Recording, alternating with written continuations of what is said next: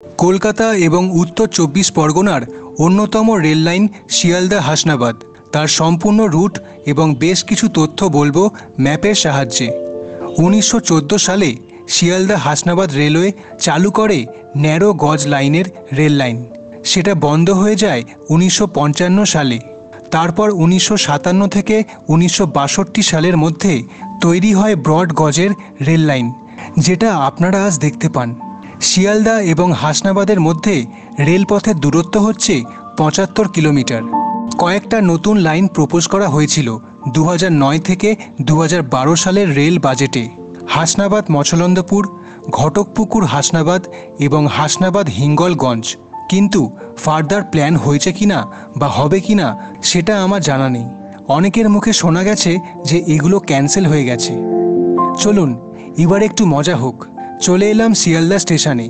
শিয়ালদা হাসনাবাদ লাইনটা পূর্ব রেলের অধিকর্তায় Sealdah division operate করছে। স্টেশনগুলো দেখুন। শিয়ালদার পর বিধাননগর রোড, দমদম জাংশন। শিয়ালদা, বিধাননগর এবং দমদম স্টেশন খোলা হয় ১৮৬২ সালে। দমদম থেকে সোজা হচ্ছে রানাঘাট লাইন।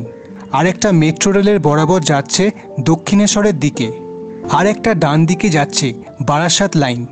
দমদমের পর দমদম ক্যান্টনমেন্ট, এটা চালু হয় ১৮৮৩ সালে। দুর্গানগর চালু হয় ১৮৮২ সালে। বিরাটি স্টেশন, এটা চালু হয় ১৯০৬ সালে। বিশরপাড়া কোদালিয়া, এটা চালু হয় ২০০৮ সালে। নিউ ব্যারাকপুর, মধ্যমগ্রাম, হৃদয়পুর এবং বারাসাত জাংশন, এই চারটে ১৯০৬ সালে খোলা হয়। জাংশন মানে লাইন ভাগ আছে, তাই বারাসাত থেকে স্ট্রেট চলে যাচ্ছে বনগা লাইন। আর আমরা যাব ডান দিকে, হাসনাবাদ লাইনে মিশে গেলাম। বারাসাতের পর যে কটা স্টেশন আছে হাসনাবাদ পর্যন্ত সব কটা স্টেশন খোলা হয় ১৯৬২ সালে। কাজীপাড়ার পর কাড়িয়া কদম্বগাছি, বহিরা কালীবাড়ি, সন্ডালিয়া, বেলিয়াঘাটা রোড, লেবুতলা, ভাসিলা,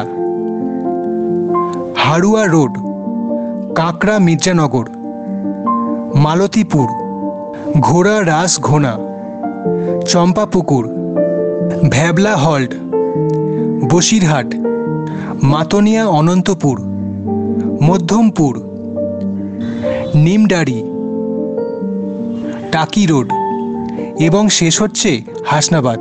পাশে ডাঁসা নদী এসে মিশছে ইচ্ছামতি নদীর সাথে। আপনি ঘুরতে ভালোবাসলে আমার ট্যুরস অ্যান্ড ট্রাভেলসের চ্যানেল গ্রিন হুইসেল ট্রাভেল দেখতে পারেন। ধন্যবাদ।